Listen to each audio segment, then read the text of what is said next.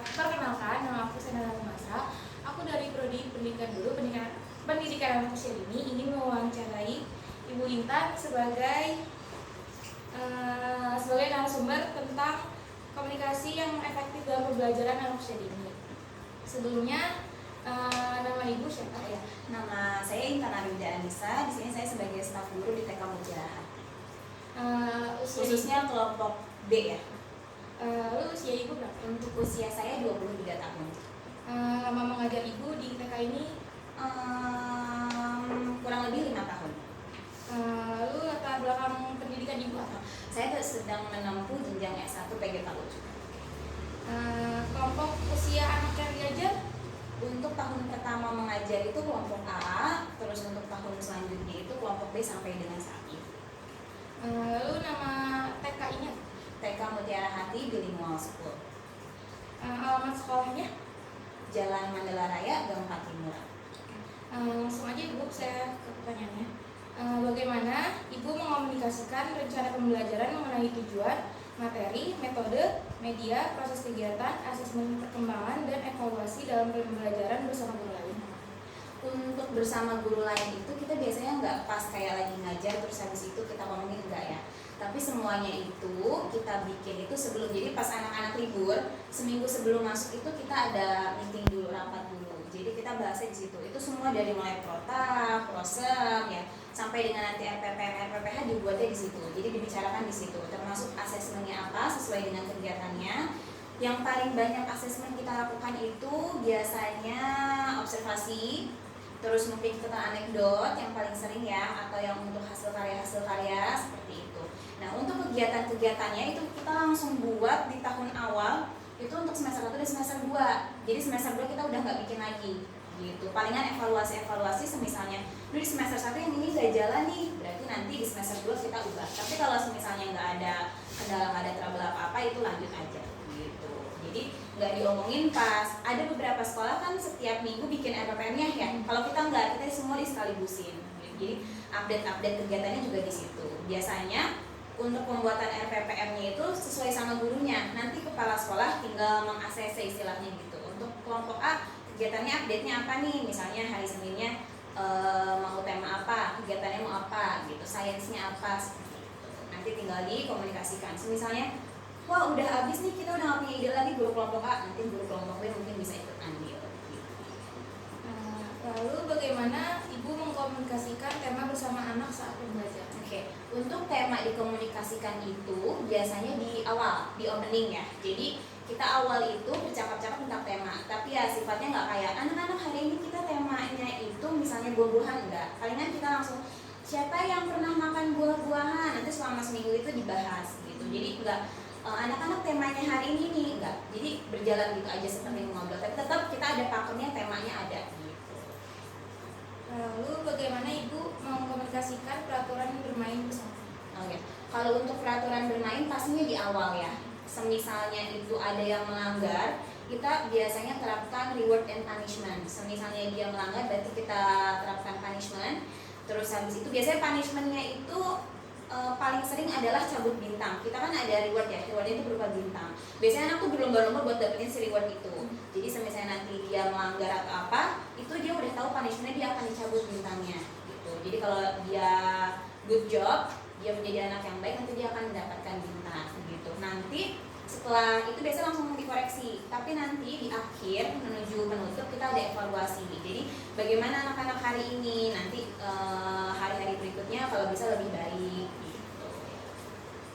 Lalu bagaimana Ibu mengkomunikasikan asesmen perkembangan bersama guru lain setelah pembelajaran berakhir? Oh ya, kalau untuk di TK kami itu bukan yang terlalu ketat, misalnya setiap hari ini kita harus laporan sama kepala sekolah gitu, enggak.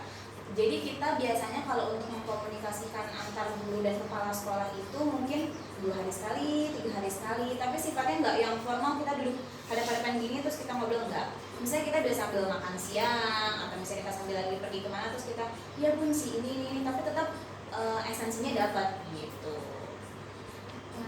Bagaimana Ibu mengkomunikasikan evaluasi kegiatan bersama guru lain setelah pembelajaran? Ini udah. Bagaimana Ibu melaporkan perkembangan anak kepada orang tua? Oke. Kalau untuk di TK Mutiara Hati sendiri, semisalnya untuk laporan non resminya ya misalnya ya, itu mungkin semisalnya udah nggak bisa dikoreksi lagi nih sama guru, harus ada andil dari orang tua. Misalnya si anak ngomong kasar terus ya, itu kita langsung kontak orang tua. Semisalnya dia bisa hadir mungkin jam pulang sekolah, jadi nggak mengganggu pembelajaran. Tapi semisalnya orang tuanya sibuk, mungkin by call atau by phone lah ya gitu. Tapi semisalnya kita masih bisa tanggulangi dari sekolah, itu biasanya kita ada rapotan. Kalau kita dulu kan ada rapotan per 6 bulan ya, rapot besar. Kalau khusus di TK Mutiara Hati, kita ada namanya sharing day. Sharing day itu per 2 bulan. Jadi kalau misalnya bagi rapot, itu kan rata-rata khususnya untuk sekarang ya, rapot itu tidak boleh ada kata-kata yang menjelekkan anak. Misalnya kekurangan anak tuh nggak boleh dirapot ya sekarang. Harus ada kelebihan-kelebihannya. Sementara untuk di sharing day, itu tercantum kelebihan si anak apa, kekurangan si anak apa, saran dari kita apa gitu. Untuk penilaiannya pakai BB, MB, BSA, BSB ya, yang pakai itu per 2 bulan. Dan sifatnya lebih rahasia. Jadi kalau bagi rapot kan biasanya orang tua masuk semua ke ruangan ya. Kalau misalnya sharing day, itu benar-benar ruangan ditutup, cuman guru sama 1 orang tua. Jadi memang rahasia karena yang diungkapkan itu nggak cuma kelebihan tapi kekurangan anak gitu. Tadi maaf, tadi kan sebelumnya asesmen, sekarang yang evaluasi. Bagaimana Ibu mengomunikasikan evaluasi kegiatan bersama guru lain setelah pembelajaran berakhir? Kalau untuk setelah kegiatan pembelajaran berakhir, sama juga seperti asesmen, evaluasi sama asesmen mungkin sini sama ya. Jadi kita itu nggak yang ketat setiap hari kita harus ngomongin ini gini bun, enggak. Cuma tetap kita ada RPPH untuk catatannya per harinya, nanti kita rekap jadi RPPM, nanti direkap lagi per 6 bulan, baru per tahun nanti keluar jadi rapot di akhir. Lalu bagaimana Ibu mendiskusikan rancangan kegiatan seperti program parenting, festival puncak, tema, webinar atau talk show bersama anak, guru, dan orang tua? Oke, berarti ini lebih kepada menginfokan ke orang tua ya. Kalau untuk menginfokan kepada orang tua, itu biasanya kita di awal tahun pembelajaran. Karena kan kita udah bikin tuh si programnya dari semester 1 sampai semester 2. Jadi kita tulis Januari itu kita kemana, misalnya ada kunjungan nih, misalnya mau ke penerbangan gitu ya. Nanti Februari apa, beserta biayanya. Jadi si orang tua tuh udah ada ancang-ancang dari jauh-jauh hari. Nanti kita komunikasikan di awal rapat pembelajaran. Jadi orang tua taunya di situ. Misalnya ada perubahan biaya kah atau tempat kah, itu nanti gimana nanti gitu. Lalu masalah-masalah apa saja yang dihadapi oleh Ibu ketika berkomunikasi dengan anak, guru lain, dan orang tua tentang perkembangan dan pembelajaran?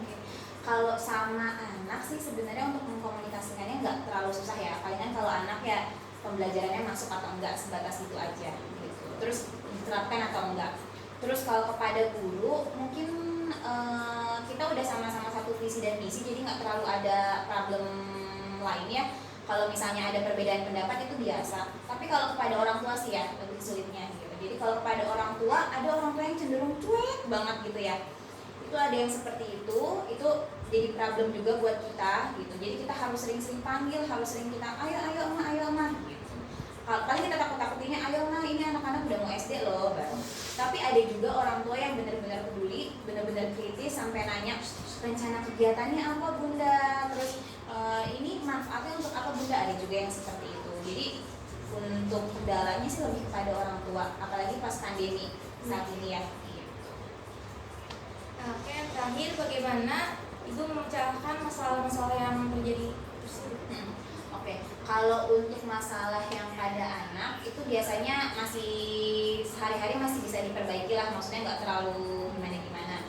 Kalau sama guru biasanya kalau misalnya memang perbedaan pendapatnya sampai menjadikan problem besar, itu biasanya balik kita ke kepala sekolah, karena kita kan ada kepala sekolah. Tapi semisalnya memang kita bisa selesaikan, terus dirasa perbedaannya ini wajar-wajar aja, nggak apa-apa, jadi flow aja.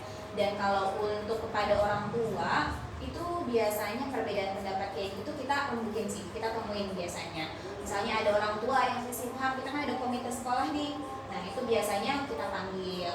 Atau misalnya ada kita mau pergi kemana, ternyata orang tua nggak setuju ke gimana, biasanya kita ambil voting, jadi pakai metode voting. Kalau sekarang mungkin lebih modern pakai Google Form ya, tapi kita beberapa orang tua itu masih banyak yang istilahnya gaptek. Jadi kita masih pakai kertas, kita kasih misalnya mau kunjungan nih, ada pilihan misalnya ke JLAJ atau penerbangan atau pemadam. Nanti suara terbanyak yang mana itu yang kita ambil gitu. Oke Ibu, terima kasih atas Sama-sama. jawaban-jawabannya. Maaf jika mengganggu. juga bila ada kekurangan ya. Terima kasih Ibu.